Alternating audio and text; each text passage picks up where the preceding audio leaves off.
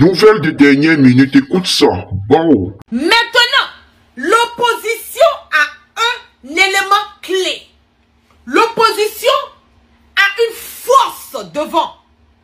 Et comme on appelle la communauté internationale, pour pouvoir dire, vous n'avez pas vu ce qui se passe, vous avez demandé à Ouattara de mettre le nom de président Laurent Gbagbo sur la liste électorale, de faire de lui un candidat, à Libye, pardon, pour pouvoir protester et crier au fort, clair, net et limpide que nous ne sommes pas d'accord parce que le président Laurent Gbagbo a été acquitté et toutes les charges ont été anéanties, toutes les charges ont été, comment on appelle, annulées. Et il n'y a pas de raison que le président Laurent Gbagbo ne soit pas sur cette liste électorale. Et il n'y a aucune raison que la candidature du président Laurent Gbagbo soit refoulée. Ouattara a fait un voyage sur l'Élysée. On lui a demandé à Macron de dire à Ouattara de mettre le nom de Tidiane Thiam, de mettre le nom du président Laurent Gbagbo sur la liste électorale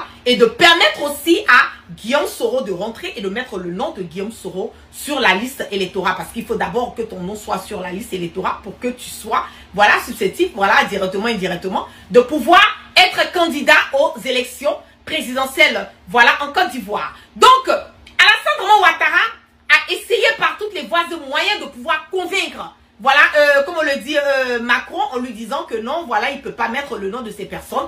Parce que si le président Laurent Gbagbo revient, ce sera une histoire de se venger. Et aujourd'hui, le président Laurent Gbagbo a une haine. D'après ce que Ouattara a dit, le président Laurent Gbagbo a une haine contre la France. Et il est aussi un supporter, voilà, il cautionne un tout petit peu ce qui se passe dans la sous-région. C'est-à-dire qu'il valide un tout petit peu les autres pays africains, les autres pays de l'AES, plus précisément le Mali, le Burkina et le Niger. Voilà, il a montré son côté panafricanisme un peu trop élevé ces temps à venir. Et il y a eu même le président Ibrahim Traoré qui a fait l'éloge du président Laurent Gbagbo en nous disant qu'on nous a menti sur beaucoup de choses le concernant. Mais aujourd'hui, la vérité a triomphé et nous voyons réellement que le président Laurent Gbagbo n'est pas ce qu'on nous a fait croire qu'il était. Donc, tous ces petits messages, tous ces petits trucs ont emmené Ouattara à être dans une colère et emmené Ouattara à mettre ça devant son patron, voilà, Macron. Mais le problème aujourd'hui, en ce moment et à cet instant T, est que la France même elle-même, elle est dans la merde et dans le bordel. Aujourd'hui, Emmanuel Macron est vomi par les Français. Les Français ne veulent pas de Macron. Les Français veulent emmener Macron à démissionner. Les Français veulent emmener Macron à partir, à quitter la tête de la France parce que lui aussi, c'est un grand sémeur du bordel et de la zizanie au niveau de la France. Le seul président que nous pouvons dire que nous avons connu, voilà, nous, peut-être dans moi, dans ma vie en tout cas, c'est le président que j'ai connu qui a fait plus de dégâts au niveau de l'Afrique que les autres présidents. Même si les autres l'ont fait, mais ils ont quand même pu cacher un tout petit peu, voilà ce qu'ils faisaient. Donc, Alassane Ouattara allait prendre comme recours Emmanuel Macron. Mais il se trouve aujourd'hui que la France est dans les problèmes. Emmanuel Macron lui-même, il est en train de se chercher dans la main des Français. Il n'arrive pas à gérer sa situation en ce moment et à cet instant. Et bim, qu'est-ce qui se passe? Ouattara annonce sa candidature. Qu'est-ce qui se prépare? Les Ivoiriens doivent comprendre que j'ai fait un direct, j'ai fait des directs à plusieurs reprises où j'ai eu à vous dire que le 4e mandat de Alassane Ouattara ne peut pas partir smooth. Ça ne peut pas partir comme une crème. Ça ne peut pas passer, voilà, comme on le dit, tranquillement, comme Ouattara essaie de le faire croire. Non, ça ne passera pas. Ce 4e mandat de Alassane Ouattara sera un mandat qui sera battu. Sera un mandat qui ne passera pas. Sera un mandat que l'opposition va faire passer par toutes les voies et moyens. C'est des personnes qui vont dire, mais la guerre, voilà, tu es en train de donner les plans stratégiques, voilà, de l'opposition. Pourquoi est-ce que tu dis ça? Ça va les emmener. Mais je l'ai dit au fort, clair, net, limpide. Donc, quelque part, ça arrange l'opposition. Vous allez comprendre que c'est toujours à la dernière minute que ça pète, ça casse la pipe, quoi. Vous allez comprendre si c'est toujours à la dernière minute que c'est le bim. Et quand le bim là commence là, c'est gâté, c'est gâté. Voilà, au pays des gâtés, gâté devient roi. Ouattara est en train de faire entrer des armes en Côte d'Ivoire. Ouattara veut vaille que vaille, coûte que coûte, se maintenir à la tête parce que Ouattara sait que perdre la tête, quitter le trône présidentiel veut quelque part dire que lui et sa clique de merde et de bordel vont se retrouver à la CPI. L'opposition peut sortir. L'opposition peut protester. L'opposition a un... Ouattara sait qu'il y a des audios de Ahmed Bakayoko et des preuves inattaquables concernant ceux-là qui l'attendent à la CPI. Ouattara sait que son 4e mandat anticonstitutionnel, personne, même sur le volet international, l'ONU a demandé à Ouattara de mettre le nom du président Gbagbo, de Thiam et de Guillaume Soro sur la liste électorale. Il refuse de le faire, il s'entête. Il y a des chars, voilà, de l'armée qui sillonnent des différents endroits de la Côte d'Ivoire. Vous allez voir que il y a des chars qui sont rentrés encore plus. Il y a eu des chars qui étaient qui étaient au niveau du nord, sont rentrés, qui étaient au niveau de Bouaké. Ces 2 jours qui sont rentrés un tout petit peu au niveau d'Abidjan. Vous allez voir au fur et à mesure que le temps va comment on le dit, avancer.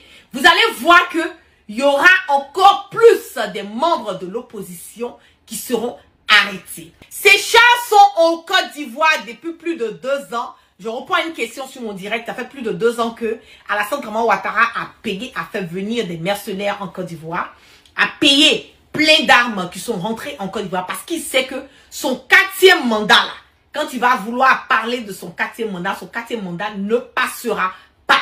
Donc, il est obligé de se sécuriser. Et aussi, je ne sais pas quelle peur qu'il a contre le Burkina parce que les Burkinabés ne sont jamais ingérés dans le problème de la Côte d'Ivoire. Quand je parle des Burkinabés, je parle, voilà, du gouvernement du président Ibrahim Traoré, le capitaine. Il ne s'est jamais ingéré dans un problème de la Côte d'Ivoire. Donc, je ne sais pas pourquoi est-ce que Ouattara a cette peur contre le Burkina. Mais bon, bref. Les chars sont là. Et moi, ce que j'ai à dire, je l'ai dit la dernière fois que la sortie qui a été faite, je pense que c'était le 8 ou le 9, si je ne me trompe pas bien, du mois passé, où il y a eu cette sortie au niveau de Yopougon. Je l'ai dit dès le départ que c'était une occasion pour les Ivoiriens, c'était une occasion pour l'opposition de sortir et de former un bloc et de chasser Ouattara. Ce jour-là, aucun Ivoirien ne devait rentrer chez lui à la maison. Les gens devaient sortir massivement, prendre les rues et marcher et aller droit au palais présidentiel et dire non au 4e mandat anticonstitutionnel de Ouattara. Je vais vous faire écouter, voilà, ce qui a été dit concernant Simone et Yves Gbagbo, l'ex-épouse du président Gbagbo. Comment, Simone, peux-tu avoir oublié cette image qui fend le cœur de millions et de millions d'Ivoiriens? Et que lui reprochez-vous? D'avoir chanté la gloriole du Conseil constitutionnel qui venait de piétiner, de bafouer les droits les plus élémentaires de son ex-mari, de l'ancien président de la République de Côte d'Ivoire, de Pascal Afine-Guessant, de Tidiane Thiam. Et je lui dis, Simone, tu as été l'icône de la jeunesse et des femmes en Côte d'Ivoire. Redeviens vite ce que tu as été. De Simone et Yves Gbagbo parce que elle n'est pas vraiment un poids dans l'opposition, elle n'est pas quelqu'un qui peut gagner les élections, voilà, on se dit la vérité, qui peut gagner les élections présidentielles à venir. Les personnes qui sont plus susceptibles de le faire sont les personnes qui ont été écartées en ce moment et à cet instant.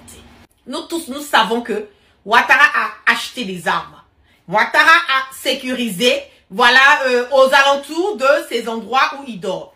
Nous savons bien qu'aujourd'hui, en ce moment et à cet instant en Côte d'Ivoire, il y a une base militaire qui est là, qui est en train de gérer les terreaux pour pouvoir aider Ouattara dans son 4e mandat anticonstitutionnel. Pas seulement ça, hein, mais aussi vouloir lutter et empêcher les autres pays, comme le Burkina plus précisément, à accéder, voilà, à évoluer, à aller de l'avant. Le 4e mandat de Ouattara ne passera pas.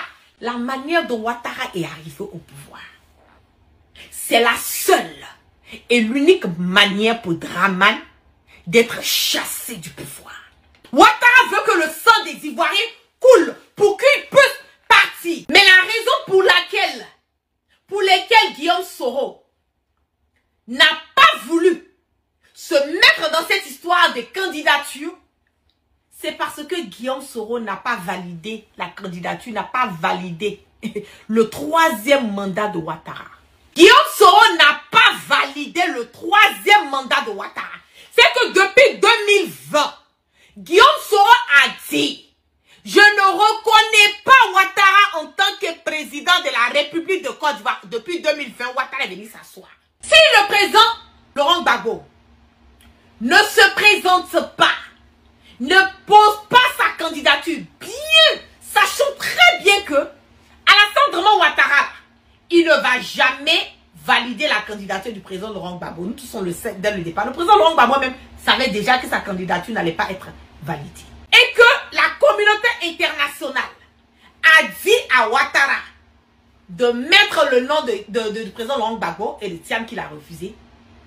L'opposition a une force devant cette communauté internationale.